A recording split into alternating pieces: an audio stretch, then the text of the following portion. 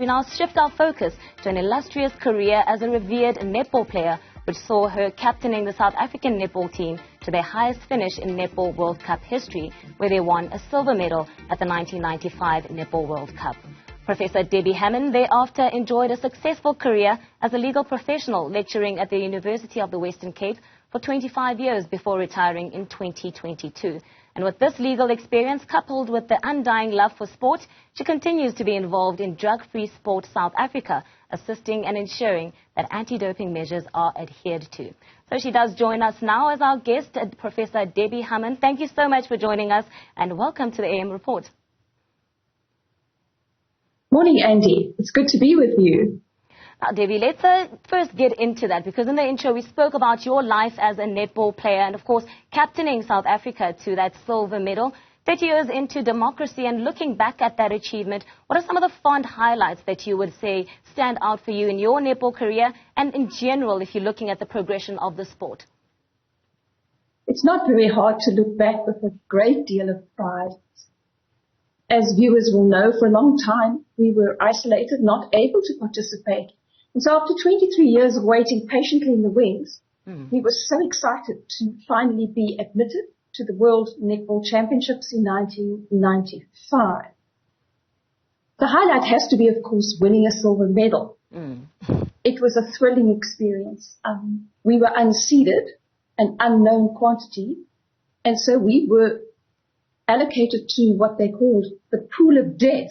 Now, the pool of death housed or hosted the Silver Ferns from New Zealand. And in 1995, they, together with the Australian Diamonds, were the co-favorites.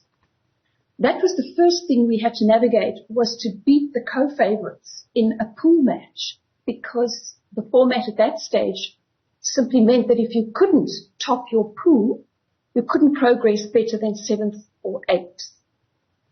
So I think winning that silver medal was probably the highlight, but an even bigger highlight was to follow when the team was awarded the state president's Merit Award for Sport the following year.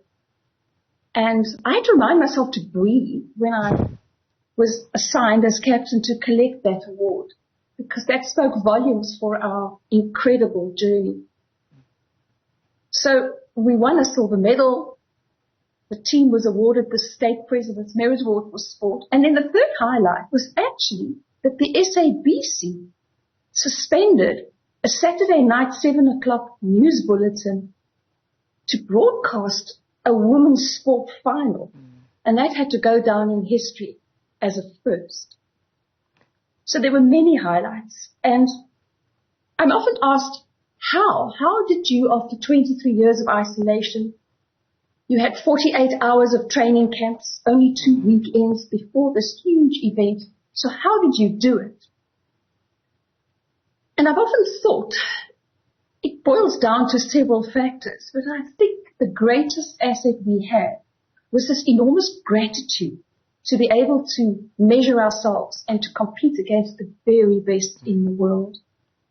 That gratitude was like a blanket that drew us together, which was important because up until then, the only competition we had was interprovincial. Now, that was dog-eat-dog stuff. I mean, if that's the pinnacle of your competitive netball life, then you throw everything into that. I mean, all of a sudden, these two powerhouses of South African netball, in the Western Province and in the Northern Gauteng, had to gel and merge and all pursue the same goal.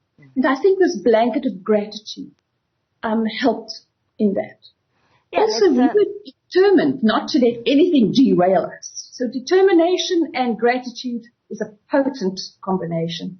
Potent combination indeed. But let's move and fast forward things then to life after netball, because, of course, you then followed that legal path that set you on a different path altogether and ended up at, SA Drug-Free Sport.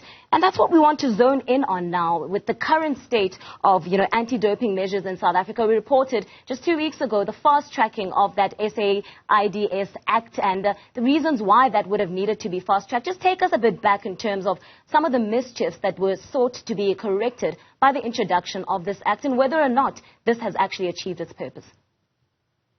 Yes, that is a very important development. It was widely discussed in the press and on other media platforms that the most recent code of 2021 had not been complied with. In other words, there were several countries, we weren't the only one, but several countries that had not yet, by October last year, incorporated some of the important changes to the code.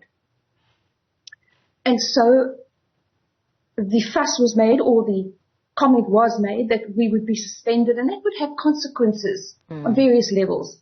South African Institute for Drug-Free Sport wouldn't be able to co-host events. They wouldn't be able to have representatives on the world bodies, supervisory committees, and so on.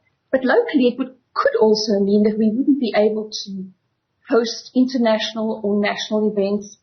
And at the time, we were busy with World Cup cricket and World Cup rugby. Also have meant that we would have had to send teams without the flag on their apparel or be able to sing the national anthem.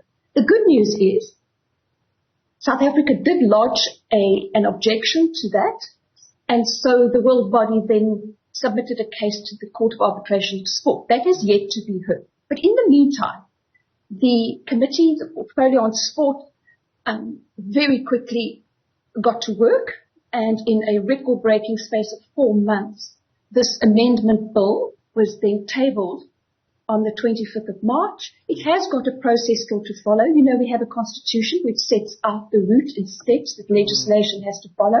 So some of those steps will still be taking place. It has to still go back to the National Assembly. And then at the end, this legislation, this amended bill, will be gazetted. And then it becomes official. Thereafter, the world body will confirm or not that it does now comply with the newest code requirements. So we're on a good place now. It has been done, and all the steps are being followed as set out in the Constitution. Now, if you're looking at the progression of this matter, Debbie, perhaps one person would be thinking it was fast-tracked. We did a good thing by making sure that this legislation had been passed through in a space of 4 months. Others would be thinking, why did we wait this long for the matter to be referred to CAS and for South Africa to be wrapped over the knuckles over non-compliance issues before this action needed to be taken? Yes, it is an unfortunate trigger that once the threat of not playing with the national anthem, which is so crucial to any sports team, and flags and important symbols, it is a pity that it took that, but I think lessons will have been learnt, and unless you work in those departments and portfolio committees, I wouldn't know what the reason was for the long delay, but certainly things have been remedied, and we await great expectation to see that the world body will either withdraw their case at CAS or proceed with it. But I think once their legal people scrutinize the amendment bill, things should be smooth sailing from there on in. But the lesson to be learned is that when the code is amended, countries must act swiftly and efficiently.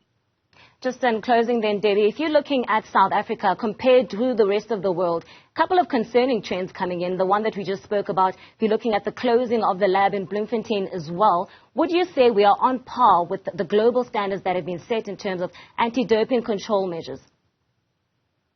Yes, in the main, we are indeed. The South African Institute for Drug-Free Sport has done great work and continue to pursue that lofty goal of fair sport as well as protecting athletes. The closure of the lab, the accredited laboratory at the University of the Free State, has a little bit of a history coming from last year, but earlier the committee, the world body then said, no, too much, multiple non-compliance issues, and so now that laboratory at the moment cannot continue with urine or blood tests. They're allowed to do other things. It really went about technical documents, some procedures and so on. But a spokesman from the university has said they are putting all their efforts into remedying this. The suspension of that lab is originally for 6 months.